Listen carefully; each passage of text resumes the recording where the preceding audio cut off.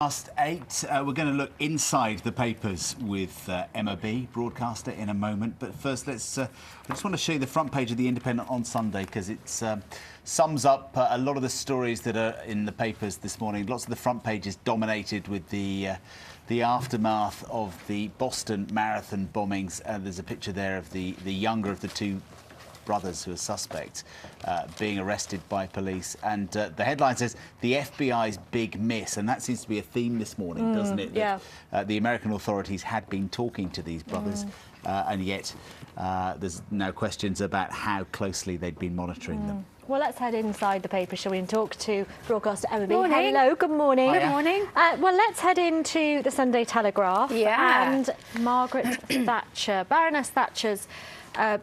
Tell us all about it. Some lovely pictures there, actually. Let me show you the pictures, because this is fascinating, isn't it? Because basically, this is Charles Moore, one-time editor of the Daily Telegraph, fantastic journalist who was a close friend and has written her authorised biography. And yeah, I mean, it's been said 100 times over the last few weeks. Love her or hate her.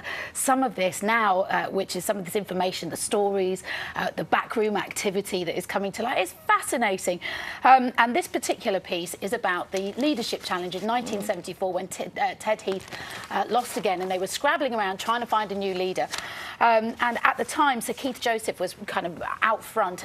And what's really amazing about this is that if you put it in context, I mean, you know, again, hater, loather or lover, if you put it in the context of a woman challenging for leadership in 1974, when her priority at that point for any leader was to kind of cement the backbone of Tory support, which was in the rural areas.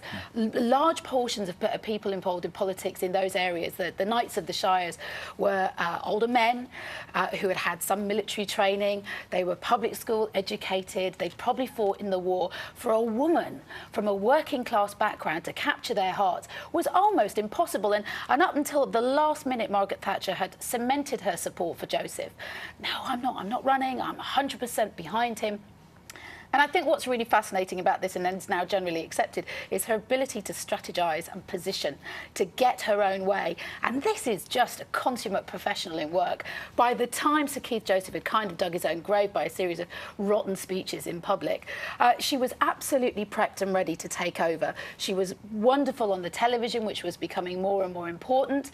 And at the point where, you know, it seemed like, you know, Joseph wasn't going to be able to do it, she just simply stepped up and took the mark. And what these older public school educated men found why they were so enamoured with her was because they appreciated and saw what they saw as courage. And actually, in those kind of establishments, in those sort of circles, it was a personality trait that was absolutely worth having. And all that behind-the-scenes conversations that were going on, like, could we win an election with a woman as our leader? But she's fascinating as well, because I think there were little comments that she made about and she knew what was certain things said in private would kind of ripple out.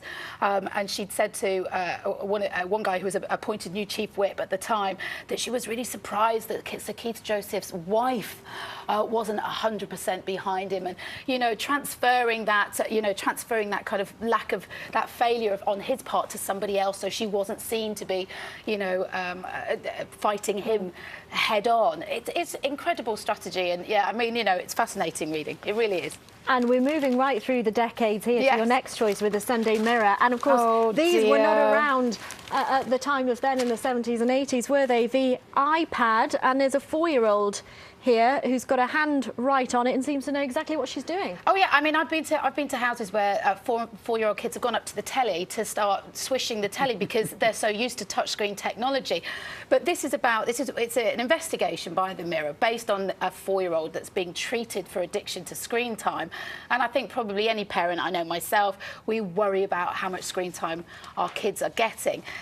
I mean, this just makes your heart sink, though. Did you know? I didn't know these were available to buy. In March, iPotties were released. I've not heard of an iPotty. A potty, excuse me if you're eating breakfast, a potty with a screen attached to it. So you can plonk your toddler away they go with a screen attached to it. I mean, some do they people do adult ones? That sounds brilliant. Let's move some people would say it's no different to sitting them in front of the telly, but you know, good grief, it makes your heart sink, doesn't it? It really does. Have you seen there's something on YouTube of a kid with a newspaper going like that? Yeah, with trying to make it trying work. to make a newspaper, a paper in I've front seen of it. I've seen it with my own eyes. Yeah. Children going up to televisions and trying to swish it because of the touchscreen technology. Maybe it's just us getting old, eh? I think so. Well, London Marathon, here we are. This is what we're talking about today, and the map there in the paper, and all you need to know about it. I love a good statistic, me. And when there are big events, there's also loads of statistics out there about how much cabling there's going to be and how many TV screens. Out of 48,000 people running today, and good luck to every single one of you, you are a better man than me. There are 526 housewives and only 10 psychiatrists. I think that's quite insightful. Maybe teaching is the biggest profession of entrance, apparently. Teaching. There are 67 dentists. Also, don't worry if you've got a blister, because they estimate 2,000 plasters will be used as well. And interestingly, only 8 pubs in 26 miles on the course, which I think is probably being planned. Yeah, in case anyone wanted to stop. Exactly. I'm trying to look. There was another figure that I thought you'd like. Here we go. 250 tubs of petroleum jelly to prevent chafing. The enormous amount of chafing. And very, very quickly, just a gorgeous picture there of Oscar the chimp. We haven't got much time to talk about it. Oscar the chimp is the main character in a new Disney film out in May. The story was about a group of chimpanzees. His mother got killed, and in a turn of events that never happens in the world of chimpanzees, as you well know, the dominant male took him under his wing and raised him as his own. So he's Oscar the chimp, and he will be the star of the summer. Well, thanks ever so much for being with us. Thank you, Emma. Thank you.